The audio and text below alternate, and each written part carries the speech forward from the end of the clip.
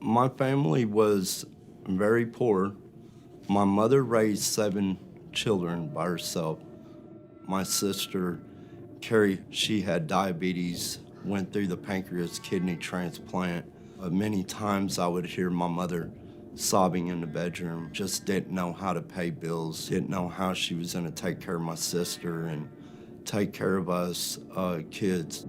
I asked her one time, Mother, why do you cry so much in your room? And she says, well, I'm not crying, I'm praying.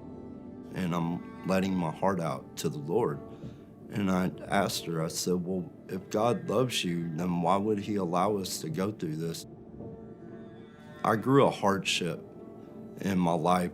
And to be honest, I grew atheist. I didn't understand a loving God to allow a family who was already struggling to keep enduring what we were going through. In that time, I'd experienced a lot of drug abuse, fighting, gangs, jail time. I had a lot of hate in my heart. The moment they had taken my son to CPS and Lynn and I had both been placed in jail, I had a moment of clarity. They put me in a single cell in jail.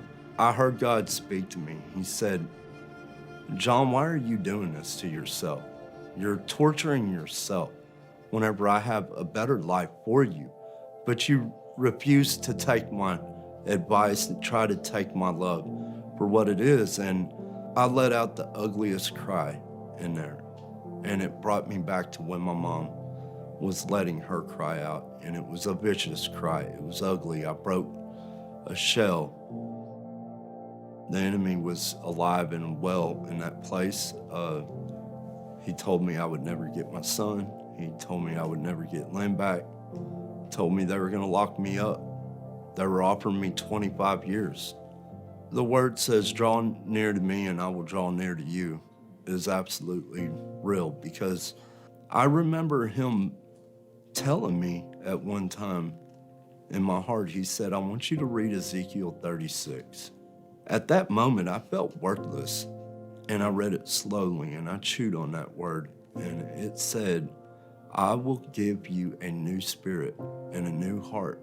And when I had read that, I knew that that was something that I cried and asked for him in that cell by myself in that darkness, that was him telling me he was going to replace my heart, and he did.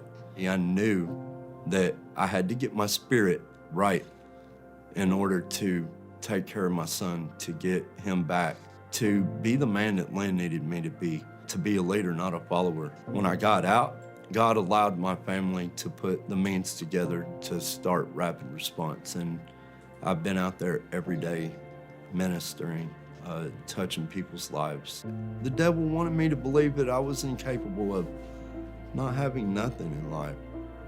And God showed up big, and I'm very grateful. He is faithful, and he has done everything in my life according to his plan. And everything that I have to this day is through him.